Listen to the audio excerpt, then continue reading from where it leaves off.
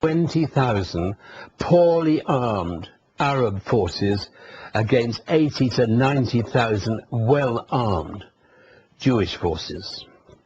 Now, that's the second myth. The third myth, and you will often hear Israeli politicians spouting this one, Israel never had any partners, Palestinian or other Arab partners for peace. That also is complete nonsense. There's a wonderful book written by another great Israeli historian who gave me permission to draw up his research in my book.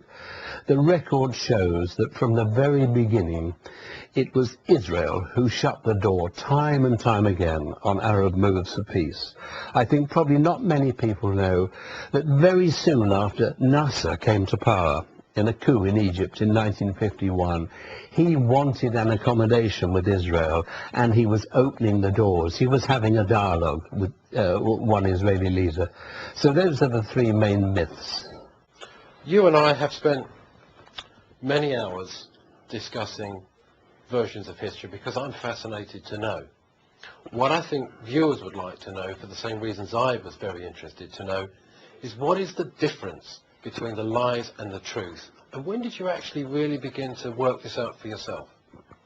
It's a fascinating question. As a general statement, I'd say that all of us who are born in the mainly Gentile Judeo-Christian world, we come out of our mother's wombs almost conditioned to believe Zionism's version of history, particularly in relation to the three myths that I've just said. Now, I'm not any longer ashamed to say it. I went through my entire journalistic career for ITN and the BBC's Panorama programme, more or less believing in this myth. To answer your question directly, I didn't get close to the truth until I actually went a different way and ceased to be a journalist. And I found myself engaged in the secret diplomacy of conflict resolution. To cut a very long story short, at the end of 1979, Yasser Arafat had so arranged things on the Palestinian side that he could go for a two-state solution. He sent a secret letter to the UN saying he was prepared to accept Resolution 242. Carter actually tried to use this to bring the PLO into the peace process. Prime Minister Begin in Israel raised the Zionist lobby. Carter got screwed, and the message came down to me from President Carter and top people at the UN, and the message was, look, institutional diplomacy is never going to solve this problem because the power of the Zionist lobby is so great. So it was suggested to me, because it was well known that I had friends on both sides, that I should undertake some secret diplomacy. And the mission was this. Israel was then about 18 months away from its next election. Shimon Peres was then the leader of the Labour opposition party, and the whole world, particularly President Carter, was hoping that he would win the next election and deny Begin the second term in office. So my mission was to, if they would both accept me, to be the bridge between Arafat and Peres, to have a dialogue, to prepare the ground so that when Peres became Prime Minister, we could go forward. The whole story is in my book, and it's a very dramatic story. We did make a lot of progress. There was just one small problem. Against all expectations, Peres didn't win the election. So I was going up the wall, and I said, oh, what the hell can I do?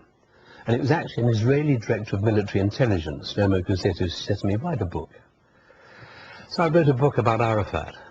I spent the best part of 2 years living with Arafat and his senior leadership colleagues to talk their story out of them. And it was only then that I began to really hear the other side of the story.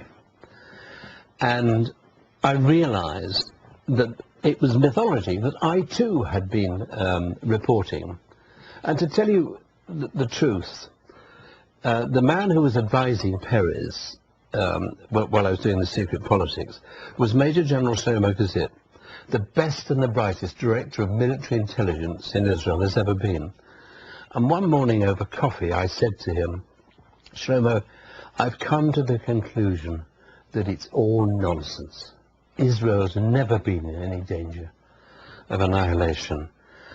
And over a sad smile, and this is how I end the prologue to volume 1 of my book, I quote him, over a sad smile, he says, "Alan, the trouble with us Israelis is that we've become the victims of our own propaganda."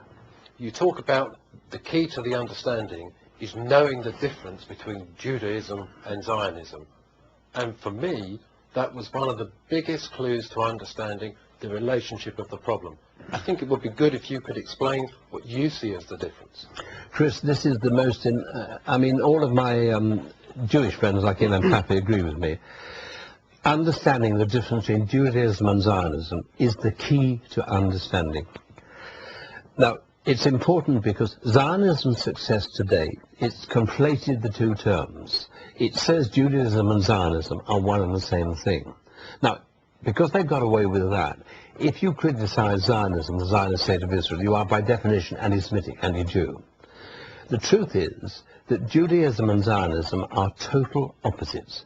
Judaism, simply defined, is the religion of Jews, not the Jews, because not all Jews are religious. And Judaism, like Christianity, like Islam, it has as its core a set of moral values and ethical principles, right?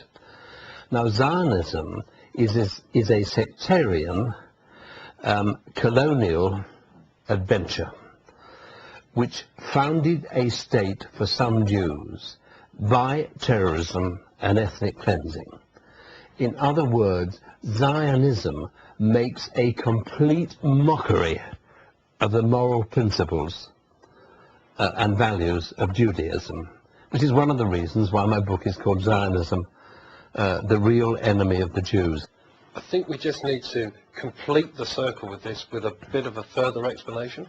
So, what you're really asking me is, why is it so important for the mainly Gentile Judeo-Christian world to know this distinction? Two reasons. It's the key to understanding two things. When you know the difference, you can understand why it is perfectly possible to be passionately anti-Zionist, in the sense of being opposed to Zionism's colonial enterprise, without being in any way, shape or form anti-Semitic, in the Western sense of being anti-Jew. In fact, Arabs are Semites too, so if you don't define what you mean by anti-Semitism, you're confusing matters. So that's one point. The other thing you then are able to understand is why it is wrong to blame all Jews everywhere for the crimes of the hardcore minority, the hardest core Zionists in Israel. Now, that's fundamental to understanding. Do you really believe that there is a danger in the foreseeable future that all the Jews are going to be blamed for, as you would describe, the crimes of the few? I really do fear that as things are, we are on course for what one can call, in shorthand, Holocaust 2, by which I mean another great turning against the Jews. I don't mean gas ovens and all that, I mean another great turning. And I know that there are a number of really eminent Jews